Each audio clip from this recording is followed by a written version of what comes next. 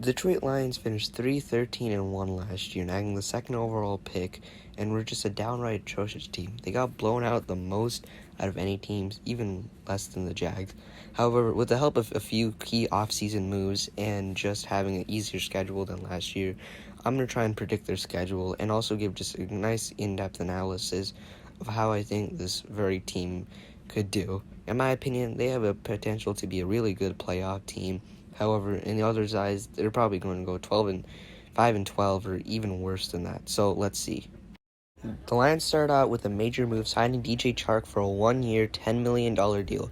This will immediately improve their lackluster receiving core that was carried by rookie receiver Amon-Ra St. Brown, now having a second lethal weapon. They then added Aiden Hutchinson to add to their young defensive core in the NFL draft with a second pick. They then shocked everyone by trading up 20 spots with their division rival, the Vikings, to draft Jameson Williams with the 12th overall pick, giving Goff yet another weapon to succeed in this offense. Last year, the Lions got absolutely clobbered by the Eagles, 44-6. However, with this new-look Detroit offense, maybe they could actually stand a chance, right? Right?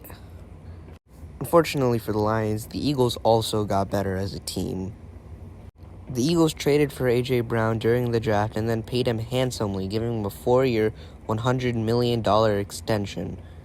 They then signed a pretty good pass rusher, Haason Reddick, for a 3-year, $45 million deal to bolster up an already pretty good defense. Their final big move was to draft Jordan Davis with the 13th overall pick to bolster up an already pretty scary Philly front seven that's going to swallow all of its opponents. With all this being said, it's pretty obvious that Philly is going to win this game. I don't think it's going to be as much as a blowout as 44-6. However, it's still going to be close. The Lions' defense really didn't improve that much. Meanwhile, Philly improved dramatically, and they also improved their offense majorly with A.J. Brown. So, Week 2, the Lions take on the Washington football team, and these are two teams that have made very big changes to their offense this season. Their only big move this offseason was to get Carson Wentz in trade, which is an okay move if you're Washington and you just need an okay quarterback to get by. They also selected Jahan Dotson with the 16th overall pick, which is a questionable move, considering they originally had the 11th overall pick, but traded down and took a wide receiver anyway, which makes you think maybe they were waiting for Kyle Hamilton, and they should have probably just taken Kyle Hamilton at 11, bolstered that defense up. This might be my inner Lions bias speaking, but I think the Lions could win this game. It just comes down to a simple offense versus defensive matchup. And when you think about it, Washington just doesn't have the cornerbacks to match up against the Lions' star-studding receiving core with DJ Chark and Amon-Ra St. Brown.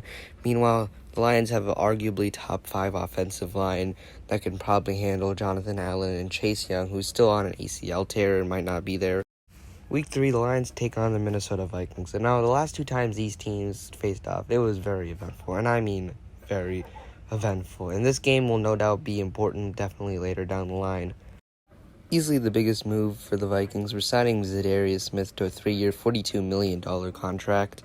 They also took Andrew Booth with the 42nd overall pick to help out secondary that was getting absolutely burned every single play last year.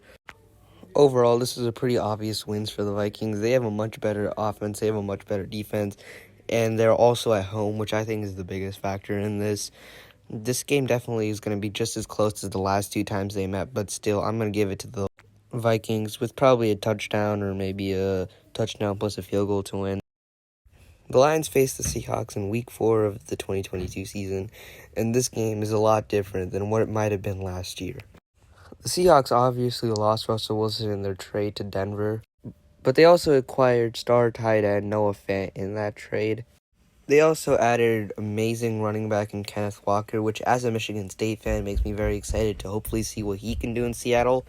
However, the simple truth is that Seattle just doesn't have the defense. They lost Bobby Wagner, they also lost DJ Reed, and while their offense could be very good, they also have Drew Lock at the helm, which makes me think the Lions are going to win this game and go up to 2-2. The Lions take on the Patriots Week 5 of this season, and honestly, there isn't even a point of putting what the Patriots did this offseason other than just become a worse team. They lost several key pieces such as J.C. Jackson.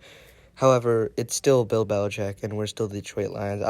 I'm going to give this to the New England Patriots to move the Lions down to 2-3, sadly. Coming out of the bye week, this is really where the road of sadness starts with this team, and it starts with taking on the Cowboys in Week 7, right after their Week 6 bye week. The Cowboys also lost a lot this season. They lost Amari Cooper for dirt in a trade. Cedric Wilson was gone to Miami. Randy Gregory signed with Denver, and Michael Gallup is projected to be out for a while. Still, this is a really good Cowboys team. They still have Dak. They still have CeeDee. They drafted Jalen Tolbert. They're just a really good all-around team, and this is going to be another tough L for the Lions, dropping them down to 2-4. The Lions take on the Dolphins in Week 8, and maybe 2 years ago, this could have been an actually competitive game. However, the Dolphins have made big, major free agent signings to turn this game around. The Dolphins made a lot of free agent signings, such as signing Chase Edmonds for a 2-year, $12.6 million deal to become the lead back in Miami. For some added protection, they added speedster Raheem Mostert for a 1-year, $3.1 million deal. They also signed one of the most under-the-radar wide receivers, in my opinion, Cedric Wilson, for a very high-value 3-year, $22.8 million deal. And they also signed Teron Armstead for 5 years, $72 million. But easily, without a question, their biggest move was their blockbuster trade that absolutely took the league by storm, trading for Tyreek Hill, and then following that up by giving him a 4-year, $120 million extension to make him the highest-paid receiver in the league. All these moves probably means that the Dolphins are just going to destroy the Lions, dropping them down to 2-5. The final game that we're covering for this part, they're going to take on the Packers in Week 9 at home. Even though they lost Davante Adams, they still made a few moves, such as signing Sammy Watkins for a 1-year, $4 million deal. They also made the amazing decision to draft Christian Watson with the 34th overall pick. And they added a few defensive pieces, such as Quay Walker out of Georgia, and actually another Georgia alum, in this case Devontae Wyatt, to add to a already amazing front seven. Overall, they are still the Green Bay Packers, and we're probably going to lose this game to go down to 2-6 and also go on a 4-game losing skid. This is the first part of 2 videos. Subscribe to see the other 9 games that I'm going to predict. However, the final record I'm leaving them off with this video is 2-6.